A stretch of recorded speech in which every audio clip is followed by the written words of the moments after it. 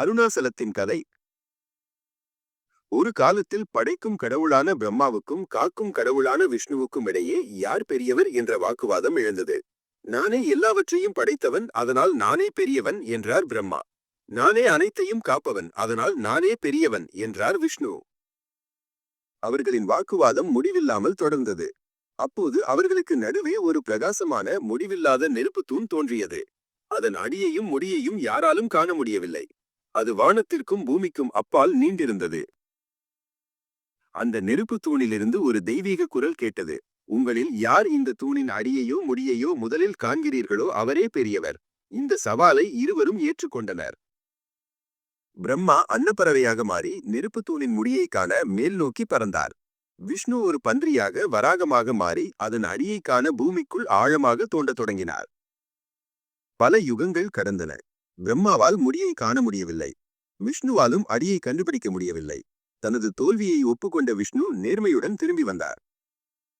ஆனால் பிரம்மா மேலே பறந்து கொண்டிருந்த போது தாழம்பு ஒன்று வானத்திலிருந்து கீழே வருவதை கண்டார்.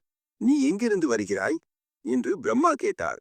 நான் சிவபெருமானின் தலையிலிருந்து பல யுகங்களாக விழுந்து கொண்டிருக்கிறேன் என்று அந்த பூ பதிலளித்தது.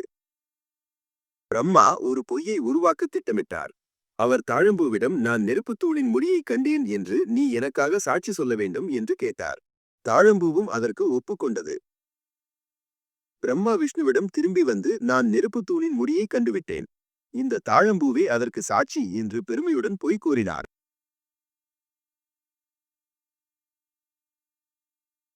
அந்த நேரத்தில் அந்த நெருப்புத்தூண் பிளந்து அதிலிருந்து சிவபெருமான் தோன்றினார்.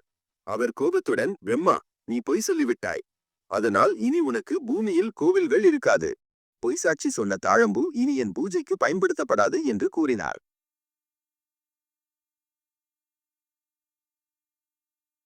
பின்னர் சிவபெருமான் விஷ்ணுவின் நேர்மையை பாராட்டினார். தேவர்களின் வேண்டுகோளுக்கு இணங்க அந்த முடிவில்லாத நெருப்பு தூண் அனைவரும் வழிபடக்கூடிய ஒரு மலையாக மாறியது. அந்த மலையே இன்று நாம் காணும் திருவண்ணாமலை அல்லது அருணாசலம். அங்குதான் புகழ்பெற்ற அருணாசலேஸ்வரர் கோவில் அமைந்துள்ளது.